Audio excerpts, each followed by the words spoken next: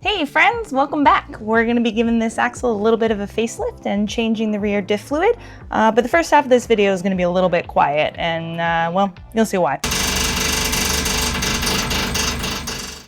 So we're going to start by cleaning this axle up, and I'm going to need this needle gun later, but I'm going to set it up now because I'm going to need the teeny tiny compressor to charge up. But I'm going to hand brush as much as I can. Now this video really does focus on me cleaning the center diff portion because that's where most of the dirt was caked on. But I did hand wire brush this entire axle and it only took me a couple hours and it came out pretty good. Now you're probably wondering, Ashley, why don't you just use an angle grinder? And the truth is, it's because I'm scared of the angle grinder and that's something I have to overcome, but it's not going to happen today. The secret to getting all this mud off without spending 12 years scrubbing is brake clean. This stuff could dissolve the bonds between time and space, I swear. I just kept spraying it on, scrubbing, spraying it on, scrubbing. It worked really well. I didn't want to break out the needle gun yet because I don't like the way it throws chips and makes dust and it makes me sneeze. I'm just not a fan of that. So I would rather scrub this entire thing by hand. It really did not take me that long. As you can see, the dirt was really caked in there. I used about a can on this whole axle. And here you can see that it was eating through those layers pretty good. I did eventually break out that needle gun and get all the scale off the whole axle. And late into the night while I was fast asleep, Pat was kind enough to refabricate all these hard brake lines that were in the rear that we were missing and reattach all of the little brackets that hold on to them. We also got a new emergency brake, parking brake, I guess. And you can see that the axle is pretty much prepped for paint.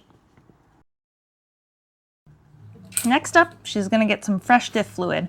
The forums advise that you always check that you can get the fill plug out first so you don't end up with an empty diff and no way to put fluid in. So that's what we did.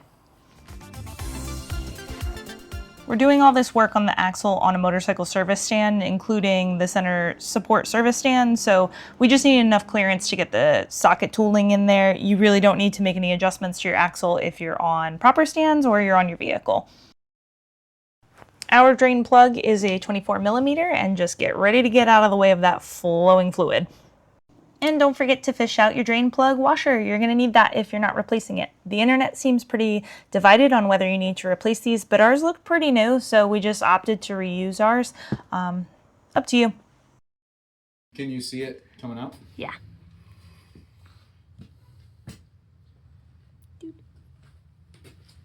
It's a very slow trickle at this point. Our fluid ended up looking pretty good, and we were on the lookout for metal shavings, which we didn't see, so we were very happy about that. We popped that drain plug back in and then used an 80W90 gear oil. We used about 3.5 quarts of it. You want to kind of feed it in little by little until you get an overflow into the funnel. Lastly, we put that fill plug in, and then we took her to 27 foot-pounds.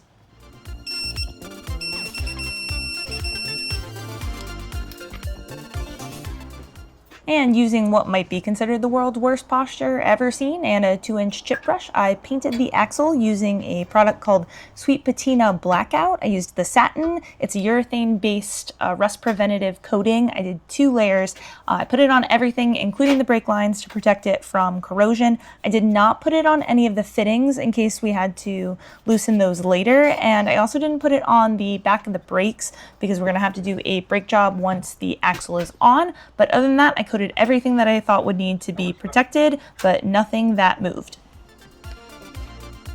Now I know you're excited to see the final product, and trust me, it's good, but I'm gonna make you wait until it's on the truck, because that's even better.